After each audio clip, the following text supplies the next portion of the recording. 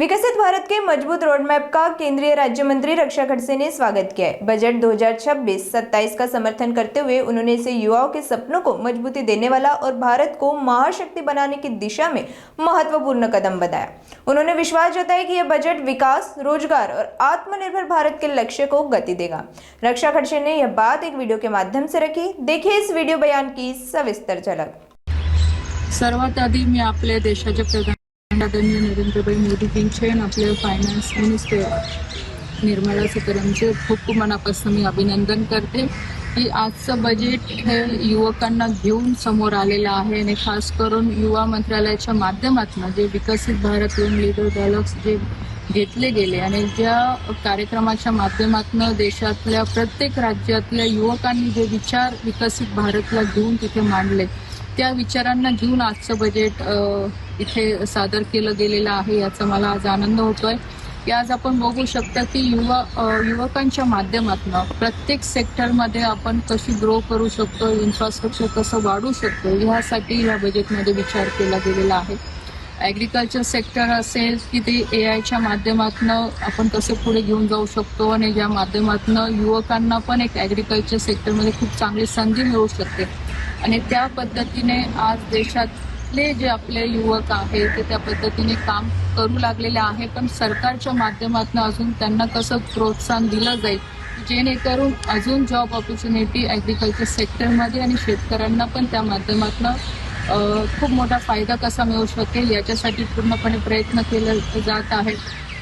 त्याच माध्यमातून आपण बघू शकतो की मेडिकल सेक्टरमध्ये टुरिझममध्ये खूप मोठं प्रावधान इथे सरकारने ठेवलेलं आहे आणि सगळ्यात महत्त्वाचा विषय म्हणजे जे आपले छोटे शहर आहेत त्याच्या डेव्हलपमेंटसाठी सुद्धा सरकारने इथे जवळपास 5,000 कोटीचं प्रावधान केलेलं आहे की ज्या माध्यमातून छोट्या शहरांचं पण डेव्हलपमेंट झाला पाहिजे, तिथली पण इकॉनॉमिक ग्रोथ झाली पाहिजे ह्या अनुषंगाने याच्यामध्ये प्रावधान केलेलं आहे। आणि ग्रामीण विकास जो आपण म्हणतो की ग्रामीण भागातला पण विकास झाला पाहिजे जेणेकरून एक छोटंसं गाव सुद्धा कसं पुढे जाऊ शकतो यासाठी सुद्धा ह्या बजेटमध्ये प्रावधान केलेलं आहे। महिलांसाठी, महिला बचत गटांसाठी खूप चांगलं इथं प्रावधान दिलेलं आहे जे आपण लखपती दिदी म्हणतो।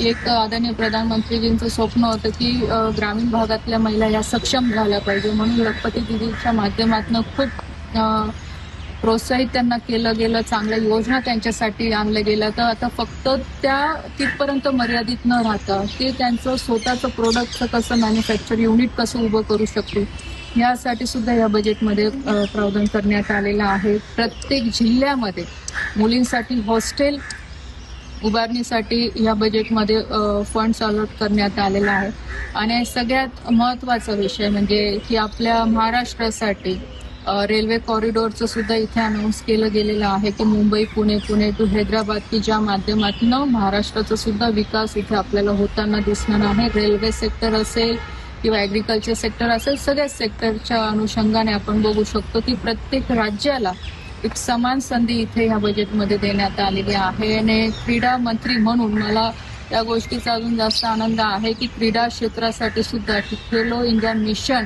हे खेलो इंडिया रिफॉर्म करून आता खेलो इंडिया मिशन ची सुद्धा याच्यामध्ये घोषणा झालेली आहे की ज्या माध्यमातून आपण स्पोर्ट्स इन्फ्रास्ट्रक्चरमध्ये खूप चांगल्या पद्धतीने काम करायचा आपण इथं प्रयत्न करणार आहे। टॅलेंट आयडेंटिफिकेशन इथे होणार आहे की जेणेकरून ग्रामीण भागातलं जे टॅलेंट आहे क्रीडा क्षेत्रातलं ते जास्तीत जास्त पुढे येईल, चांगलं प्लॅटफॉर्म त्यांना मिळेल आणि ऑलिम्पिकपर्यंत पोचायचं। मेडल टॅलीसाठी तर आपण करतोच पण त्याचबरोबरने स्पोर्ट्स कल्चर सुद्धा गावागावापर्यंत या माध्यमातून पोहोचेल।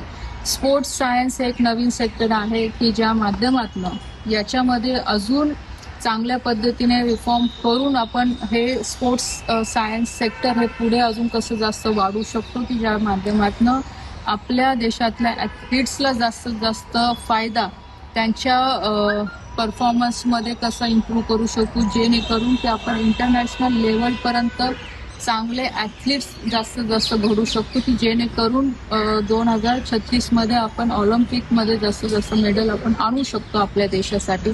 आणि त्याचबरोबरने देशातला जो प्रत्येक युवा आहे किंवा प्रत्येक व्यक्ती आहे तो हेल्थ कॉन्शियस मेंटली फिजिकली कसा फिट राहू शकतो याच्याकडे पण या खेलो इंडिया मिशनच्या माध्यमातून लक्ष दिलं जाणार आहे. कॉम्पिटिशन आणि लीग्स जास्तीत जास्त कशा पूर्ण देशभरामध्ये वेगळ्या वेगळ्या खेळांच्या घेतल्या जाते की ज्या माध्यमातून कॉम्पिटिशन वाढेल, युवकांना एक चांगलं परफॉर्मन्स करायची एक संधी मिळेल, करिअर ऑपॉर्च्युनिटी तिथे मिळतील आणि त्याचबरोबर लोकांमध्ये पण स्पोर्ट्सला घेऊन एक अवेअरनेस कॅम्पेन आपण ह्या माध्यमातून घेऊ शकतो. तो ऑल ओव्हर जर आपण बघितलं बजेट हे देशातलं इन्फ्रास्ट्रक्चर प्रत्येक सेक्टरमध्ये कसं वाढेल, इम्पोर्ट आपण कसं कमी करू शकू, प्रत्येक एक आत्मनिर्भर भारतचा जो प्रयत्न आहे त्याचा उद्देश हाच आहे की देशातलं इन्फ्रास्ट्रक्चर वाढवणे, इम्पोर्ट कमीत कमी आपण करणे की जेणेकरून देशातली इकॉनॉमी ही चांगल्या पद्धतीने ग्रो होऊ शकते. मग ते डिफेन्स सेक्टर असो, स्पोर्ट्स सेक्टर असो, ॲग्रिकल्चर सेक्टर असो, कारण की विकसित भारत आपण जे मिशन आपण हातात घेतलेलं आहे तर कोणत्याही सेक्टरमध्ये आपण मागे पडायला नको किंवा कमी पडायला नको या अनुषंगाने हे बजेट ह्यावेळेस पुढे आणण्यात आलेलं आहे. तर मी आदरणीय प्रधानमंत्रीजींचं आणि फायनान्स मिनिस्टरचं खूप मनापासून अभिनंदन करते आणि नक्कीच या देशातल्या प्रत्येक युवकांच्या विचारांच्या माध्यमातून आपला देश हा विकसित बनेल.